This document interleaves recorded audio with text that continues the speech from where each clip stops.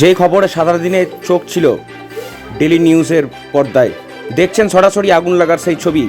দমদম নাগের বাজারের সরোজিনী নাইডু কলেজ সংলগ্ন এলাকায় ভয়াবহ অগ্নিকাণ্ড। বৃহস্পতিবার মধ্যরাতে প্রায় 3:20 থেকে 3:40 নাগাদ গেঞ্জির কারখানা ও গোডাউনে আগুন লাগে। ঘটনাস্থলে দমকলের 20টি ইঞ্জিন। আগুনের গ্রাসে চলে গিয়েছে একাধিক গোডাউনে দাহ্য পদার্থ মজুদ থাকায় আগুন খুব দ্রুত ছড়িয়ে পড়ে। ঘন জনবসতিপূর্ণ এলাকা হওয়ায় আশেপাশের এলাকাতেও আগুন ছড়িয়ে পড়ে বলে জানা যায়। প্রাথমিকভাবে স্থানীয় বাসিন্দারা আগুন নেভানোর কাজ শুরু করেন। দমকলের বিরুদ্ধে দেরিতে আসার অভিযোগ স্থানীয়দের। 3.5 ঘন্টার চেষ্টায় আপাতত আগুন নিয়ন্ত্রণে আনা সম্ভব হয়েছে বলে দমকল সূত্রের খবর। সরাসরি দেখছেন সেই ছবি।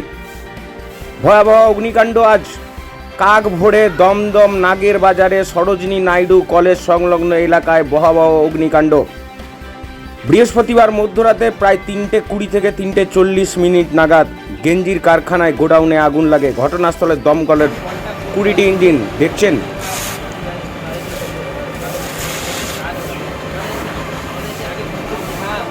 গোডাউনের দাহ্য পদার্থ মজুদ থাকায় আগুন খুব দ্রুত ছড়িয়ে পড়ে। ঘন জনবসতিপূর্ণ এলাকা হওয়ায় আশেপাশের এলাকাতেও আগুন ছড়িয়ে পড়ে। প্রাথমিকভাবে স্থানীয় বাসিন্দারা আগুন নেভানোর কাজ শুরু করেন। দমকলের বিরুদ্ধে দেরিতে আসার অভিযোগ স্থানীয়দের। প্রায় 3 ঘন্টার চেষ্টায় আপাতত এখন আগুন নিয়ন্ত্রণে আনা সম্ভব হয়েছে বলে দমকল সূত্রের খবর। কি বলছেন এলাকার সাধারণ মানুষ সরাসরি দেখুন, শোনাবো আপনাদের।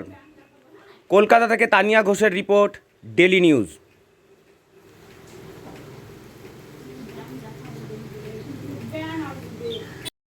কটার সময় আগুনটা লেগেছে? আগুন লেগেছে তোমার 3:20-তে। 3:20-তে। প্রথমে তোমরা ছিলে এখানে? আমরা এখানে সারা কাজ করছি। তারপরে মেন কথা আমাদের কারেন্ট যায় 3:25-এ, কারণ আমাদের প্রোডাকশন পেপারে লিখতে হয়।